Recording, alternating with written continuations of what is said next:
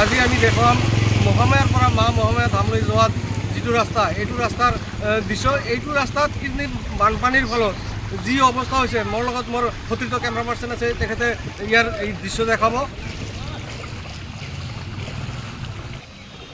ইয়াৰ যে দৃশ্য, এই দৃশ্য মোৰ সতীৰ্থ সাংবাদিকে দেখুৱাই আছে, ৰাইজে কেনেকৈ যাতায়াত কৰি আছে, ইয়াৰ যি যাতায়াতৰ দুৰৱস্থা চলি আছে। মহামায়াৰ পৰা মহামায়া ধামলৈ, মা মহামায়া ধামলৈ যোৱা ৰাস্তা, এই ৰাস্তাৰ কৃত্ৰিম বানপানীৰ ফলত এই দুৰৱস্থা হৈছে।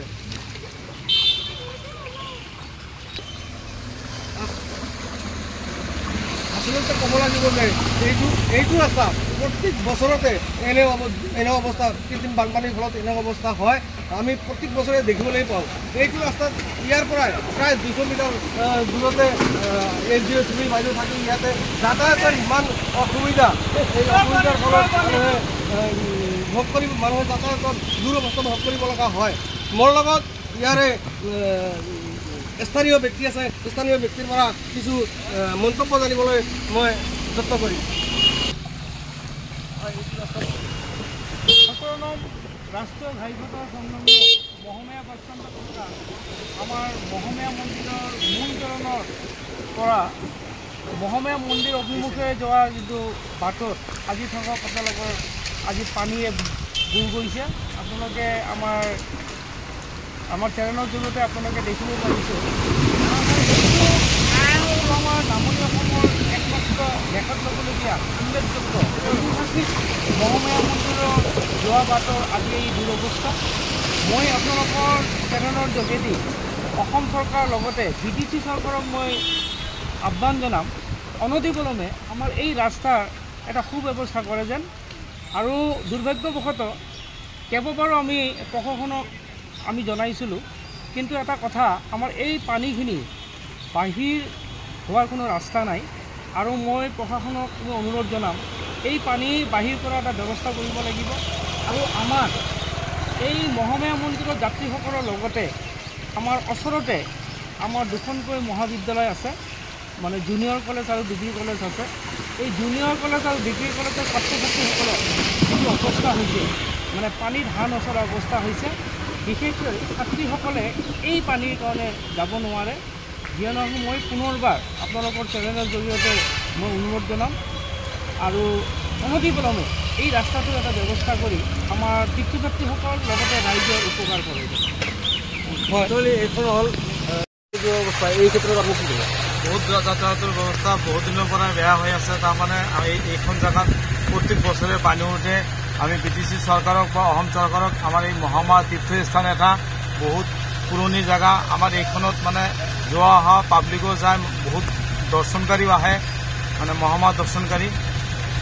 গতিকে ৰাস্তাটো ভাল কৰাৰ কাৰণে আমি অসম চৰকাৰক মানে আহ্বান কৰোঁ বা অসম চৰকাৰক আমি দাবী জনাওঁ যে অতি সোনকালে ৰাস্তাখন যাতে ভাল কৰে।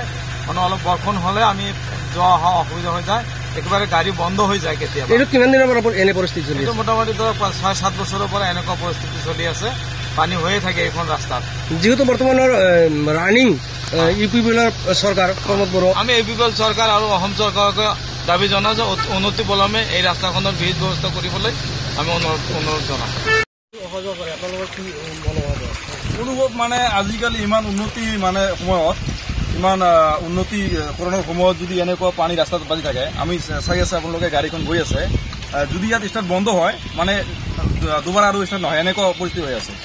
কি ক'ব চৰকাৰে? কি ক'ব, চৰকাৰে যিখিনি কৰি আছে কৈ আছে উন্নতি, ডাবল ইঞ্জিন চৰকাৰে কি হৈ আছে?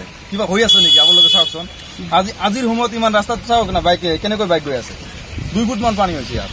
মই ইয়াত আহি ৰাখিছোঁ, মানে আগলৈ যাম নে নাযাম এইটো চিন্তা কৰি আছিলোঁ, মানে ভয় লাগি আছিল যদি তাত যায়, মানে ৰাস্তাৰ মাজখনত এইখিনি যদি ষ্টাৰ্ট বন্ধ হয় কি হ'ব? যিহেতু ইয়াৰ পৰা এই মহামায়াৰ পৰা মহামায়া ধাম, ইয়াতে মা মহামায়া মন্দিৰ আছে, এই মন্দিৰত হাজাৰ হাজাৰ মানুহ ইয়াত মা মহামায়া ধামত আহে, মানে মায়েৰ আশীৰ্বাদৰ কাৰণে। এই ক্ষেত্ৰত এইটো মন্দিৰ এটা ঐতিহাসিক মন্দিৰ, আমি যিমানখিনি জানো, মইতো মুছলমান নহয় তথাপিও মই জানো।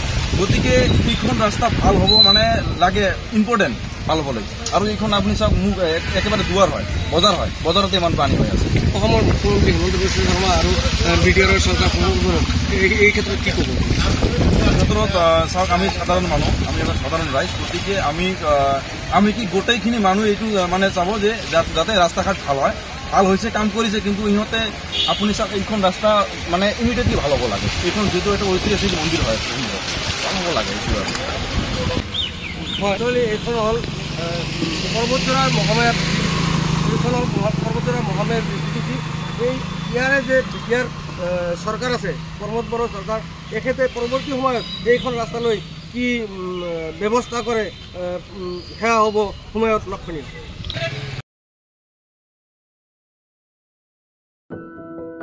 এনিভাৰত 24ৰ প্ৰথম প্ৰয়াস জুবিন গাৰ্গৰ গীতৰ প্ৰতিযোগিতা জুবিনৰ গানে কি আনে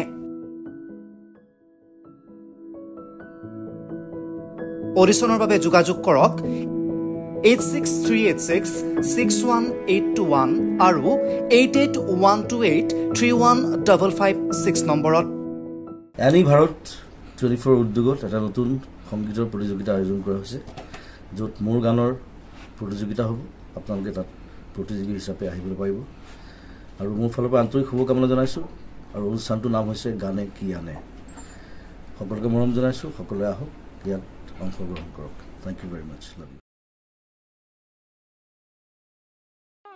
ৰব আপুনি যে এটা অপৰাধ কৰিবলৈ গৈ আছে আপুনি জানেনে এই নাবালিকা গৰাকীক এতিয়াই বিয়াত বহোৱাটো যে এটা অপৰাধ আপুনি জানেনে অপৰাধ কেনেকৈ মোৰ ছোৱালী মোৰ কথা তুমি যিয়েই নোকোৱা ভূঞা 18 বছৰৰ তলৰ যিকোনো কন্যা সন্তানৰ বিয়া দিলেই আইনগতভাৱে এক দণ্ডনীয় অপৰাধ বিয়া দিয়াজন যিমান দায়ী বিয়া পতাজনো সমানে দায়ী এতিয়া তাই পঢ়া শুনা কৰাৰ বয়স খেলা ধূলা কৰাৰ বয়স তাই খেলিবলৈ দিয়ক পঢ়িবলৈ দিয়ক আৰু চাব এদিন আপুনি তাইক লৈ গৌৰৱ অনুভৱ কৰিব পাৰিব এতিয়াই তাইক সংসাৰৰ বোজা দি তাইৰ ভৱিষ্যত জীৱনটো অন্ধকাৰ কৰাৰ অধিকাৰ তোমাৰ জানো আছে মোৰ ভুল হৈ গ'ল মাজনী মোক ক্ষমা কৰিবা শিক্ষা ল'ৰা ছোৱালী উভয়ৰে প্ৰাপ্য আৰু অধিকাৰ আপোনাৰ কন্যা সন্তানক তাইৰ এই প্ৰাপ্যৰ পৰা বঞ্চিত নকৰাব বাল্য বিবাহ ভাৰতীয় আইনৰ দ্বাৰা বিহিত এক দণ্ডনীয় অপৰাধ এনে অপৰাধ কৰি আপোনাৰ কন্যা সন্তানৰ ভৱিষ্যত অন্ধকাৰৰ মাজলৈ ঠেলি নিদিব